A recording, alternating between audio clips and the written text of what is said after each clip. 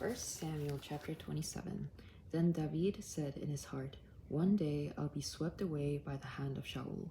There's nothing better for me than to escape immediately to the land of the Philistines. Then Shaul will give up searching for me in all the territories of Israel, so I'll escape from his hand."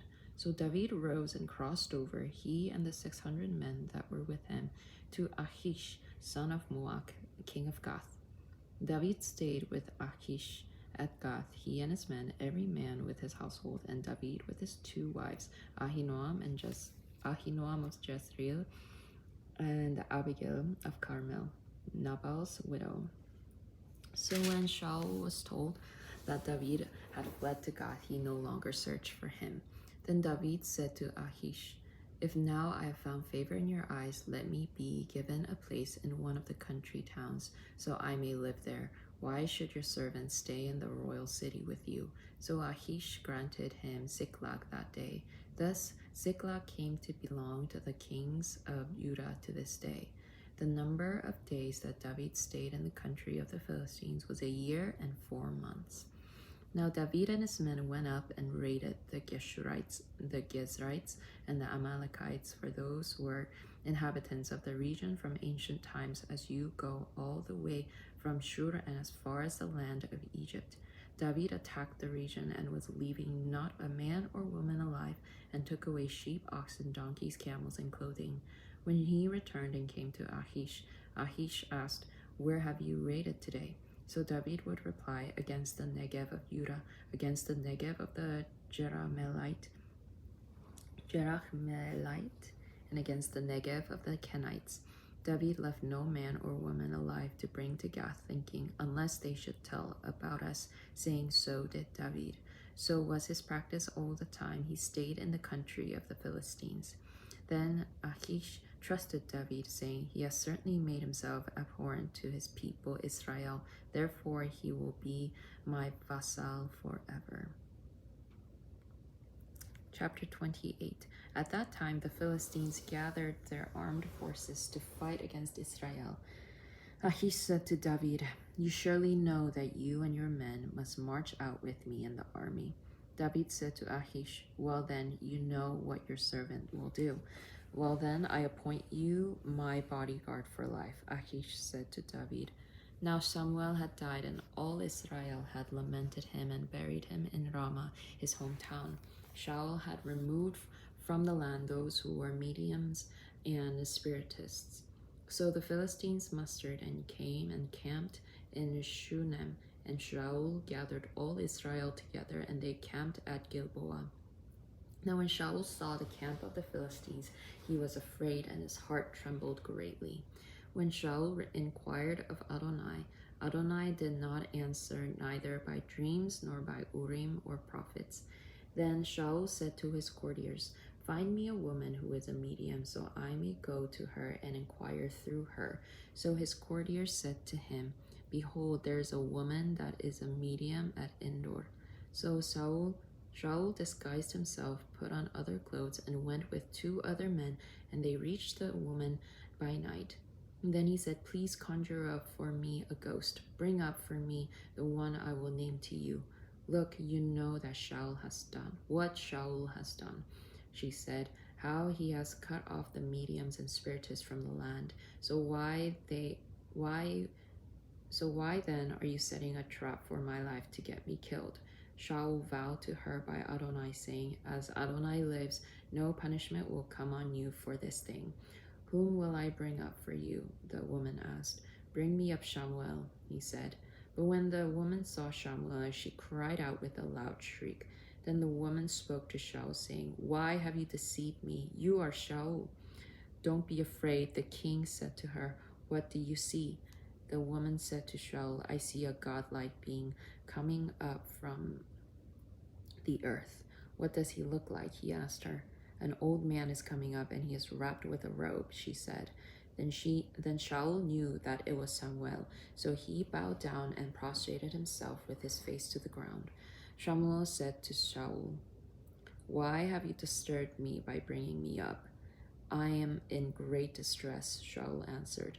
The Philistines are waging war against me, and God has turned away from me.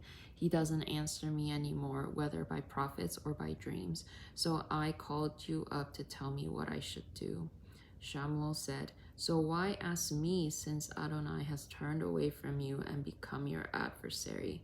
Now Adonai has done for himself just as he foretold through me. Adonai has torn the kingship out of your hand and has given it to another fellow, to David. Since you did not obey the voice of Adonai and did not execute his fierce wrath on Amalek, so Adonai has done this to you today. Moreover, Adonai will also give the Israelites who are with you into the hand of the Philistines. Tomorrow you and your sons will be with me. Yes, Adonai will give the army of Israel into the hand of the Philistines." Then Shaul immediately fell full length upon the ground and became so terrified because of the word of Samuel that there was absolutely no strength in him, for he had eaten nothing all day and all night. Then the woman came to Shaul and saw that he was so agitated. So she told him, "Behold, your maidservant obeyed you. I put my life in my hand by listening to your words, which you spoke to me. Please, you too listen to the voice of your maidservant, and let me set a morsel of bread before you, so you can eat and have strength to go on your way." But he refused and said, "I won't eat." But when his courtiers and the woman urged him, he listened to them. So he got up from the ground and sat on the bed. The woman had a fattened calf in the house, so she hurried and butchered it and took flour, kneaded it, and baked unleavened bread from it. She brought it before Shaul and his courtiers, and they ate. Then they arose and went away that night. Chapter 29.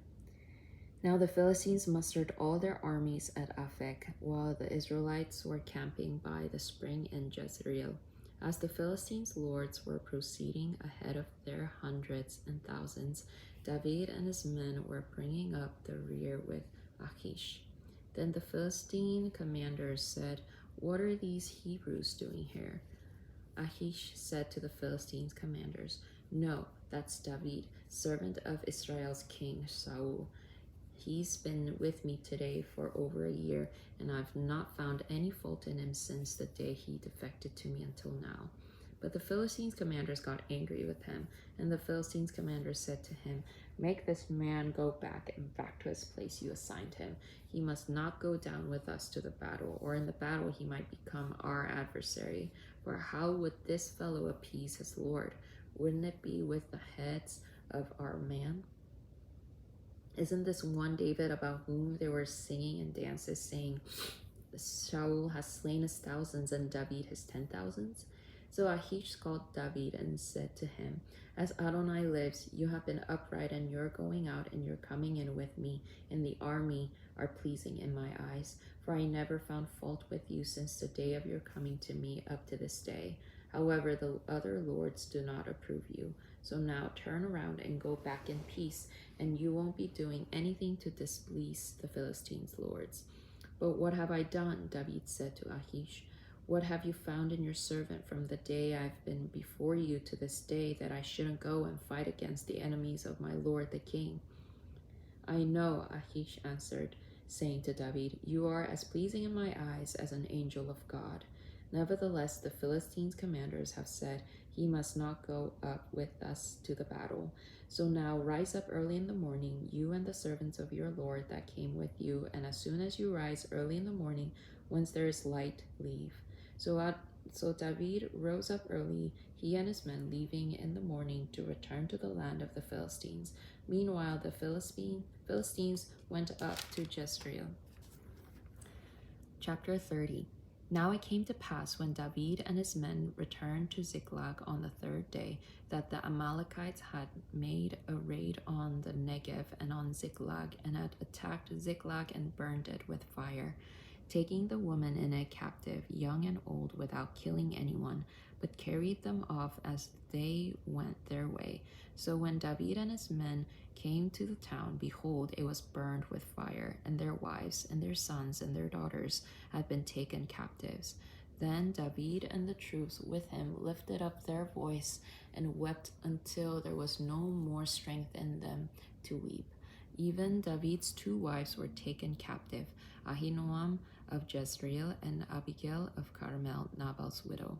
So David was in serious bind, for the troops were calling for his stoning, for all the troops were bitter of soul, every man for his sons and his daughters. But David strengthened himself in Adonai his God.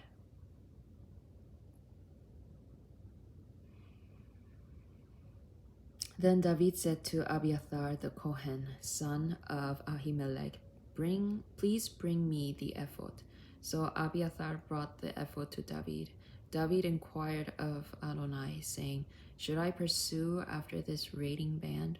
Shall I overtake them? He answered him, Pursue, for you will surely overtake and you will surely rescue.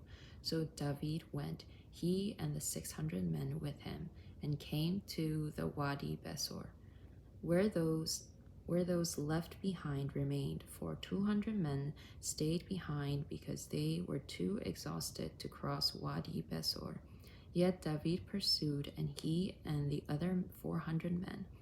Then they found an Egyptian in the open field and brought him to David, gave him bread to eat and water to drink, and they also gave him a piece of fig cake and 2 cakes of raisins. When he had eaten, his spirit came back to him, for he had eaten no bread and drunk no water for 3 days and 3 nights. Then David asked him, To whom do you belong? Where are you from? I am a young Egyptian, the slave of an Amalekite. He said, My master abandoned me 3 days ago because I fell sick. We made a raid in the Negev of the Cherethites and on Judah and on the Negev of Caleb. Also, we burned Ziklag with fire. Then David asked him, Will you lead me to this raiding band? Swear to me by God that you won't kill me or deliver me into my master's hands. He said, And I will lead you to this marauding band. So he led him down, and behold, they were scattered over all the area, eating, drinking, and feasting because of all the great spoil that they had taken from the land of the Philistines and from the land of Judah. David attacked them from the twilight until the evening of the next day. None of them escaped except 400 young men who rode on camels and fled. So David recovered all that the Amalekites had taken and rescued his 2 wives. There was nothing of theirs missing, whether young or old, sons or daughters, spoils or anything else that had been carried off. David recovered everything. David took all the flocks and the herds that they had driven ahead of the other cattle, so they said, This is David's spoil. When David reached the 200 men who had been too exhausted to follow David and were left at Wadi Besor, they came out to meet David and to meet the men with him. So David approached these people and greeted them. But all the wicked men and worthless fellows among those who accompanied David said, Because they did not accompany us, we shouldn't give them any of the spoil that we've recovered, except every man may take his wife and his children and leave. You must not do so, my brothers, with what Adonai has given us, David said. It is he who has protected us and gave into our hands the raiding band that attacked us. Who would listen to you in this matter? The share of him who went down to the battle is to be the same as that of him who remained by the baggage. They will share alike. So it has been from that day forward. He made a statute and an ordinance for Israel to this day. When David arrived at Ziklag, he sent some of the spoil to the elders of Judah, to his friends, saying, Look, a blessing for you from the spoil of the enemies of Adonai. To those in Bethel, Ramoth Negev, and Yatir, Aroer, Sifmoth, Eshtemoa, Rakal, to those in the towns of the Jerahmeelite, to those in the towns of the Kenites, Hormah, Bor Ashan, Athach, Hebron, and to all the places where David and his men had roamed. Chapter 31. Now the Philistines were fighting against Israel. Israel's men fled before the Philistines, and many fell slain on Mount Gilboa. The Philistines pressed hard after Shaul and his sons, and the Philistines struck down Jonathan, Abinadab, Malchishua, the sons of Shaul. When the battle intensified against Shaul, the archers hit him, so he was severely wounded by the archers.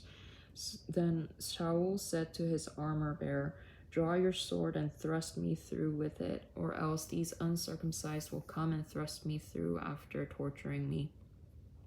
But his armor-bearer refused, for he was too afraid.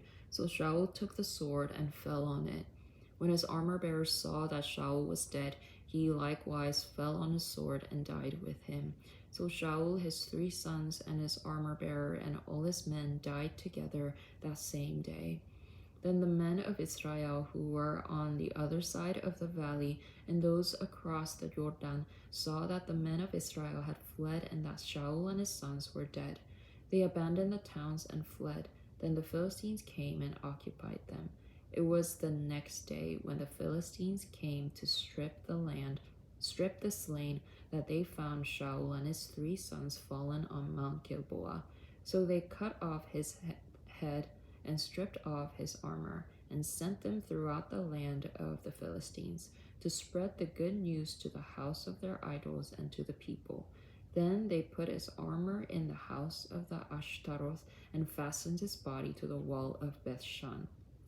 Now when the inhabitants of Jabesh Gilead heard that the Philistines had done to Shaul, all their valiant men set out and walked all night, and took the body of Shaul and the bodies of his sons from the wall of Bethshan, then went to Jabesh and burned them there. They took their bones and buried them under the tamarisk tree in Jabesh, and fasted for 7 days.